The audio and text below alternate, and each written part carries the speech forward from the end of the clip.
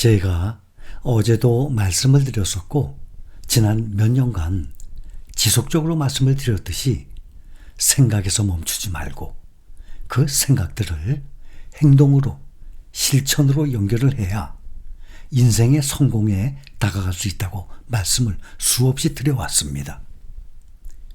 성공이라는 단어는 수많은 고통과 실수와 실패를 경험한 후에야 찾아오는 것입니다. 그것 없이 성공한 사람 없습니다. 대부분의 사람들은 성공한 사람들을 당연히 부러워하죠. 인생에서의 성공의 기회는 누구에게나 공평하게 옵니다. 성공한 사람들은 수많은 실수와 실패, 또 남달리 쏟아부은 노력의 결과인 것인데, 사람들은 성공하는 데 필수적인 그 힘들었던 과정, 말이 그렇지 성공하기까지의 그 과정은 정말 웬만한 사람들은 실행을 할 수가 없어요.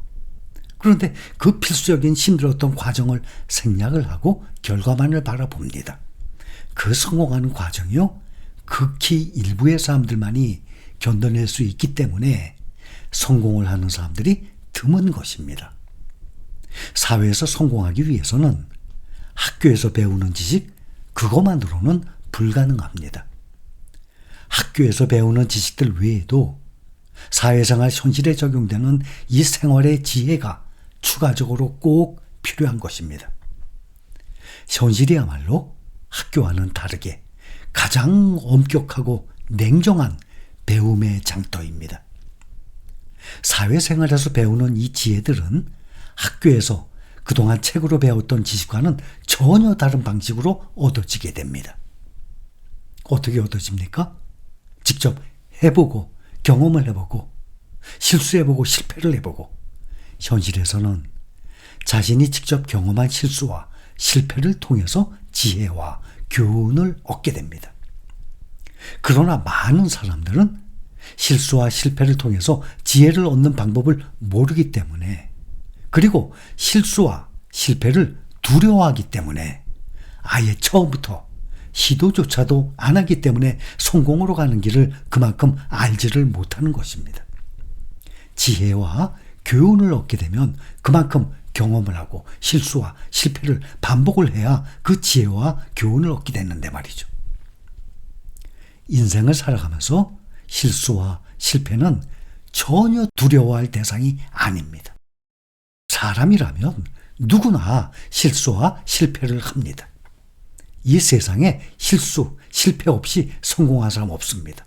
성공 여부를 떠나서 누구를 막론하고 실수와 실패를 안 한 사람이 없습니다. 그것도 시도를 많이 한 사람일수록 실수와 실패의 경험은 더욱 많아지게 됩니다. 그 실수와 실패들이 쌓이면 쌓일수록 실패는 성공의 어머니가 되는 것입니다. 경험을 해온 실수와 실패들 안에서 그 숨겨진 교훈들을 찾아내려고 노력하는 사람은 문제의 원인을 금방 파악을 하게 됩니다.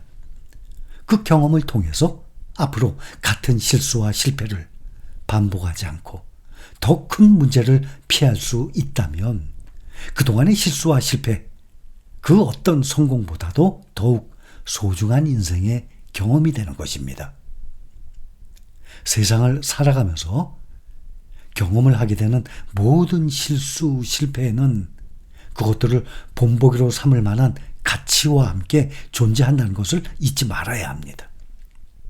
실수와 실패를 경험을 하면서 그 속에서 교훈을 찾아낼 줄 아는 사람, 또 남에게 책임을 떠넘기지 않는 사람만이 반복되는 실수와 실패를 피할 수 있다는 사실 반드시 기억을 해야 합니다. 이 세상에 그 어떤 사람도 실수와 실패 없이 성공한 사람 없습니다. 실수와 실패는 그 누구에게도 비껴가지 않습니다. 그러니 인생을 살아가면서 실수와 실패를 두려워할 필요가 전혀 없는 것입니다. 오히려 실수와 실패가 두려워서 아무것도 안 하고 제자리에 머물러 있는다면 그런 사람들이야말로 이 사회에서 영원히 뒤처지는 사람으로 남게 될 것입니다.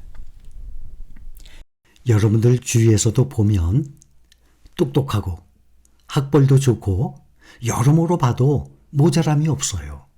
그런 사람인데도 부자가 아닌 사람 많이 있을 것입니다.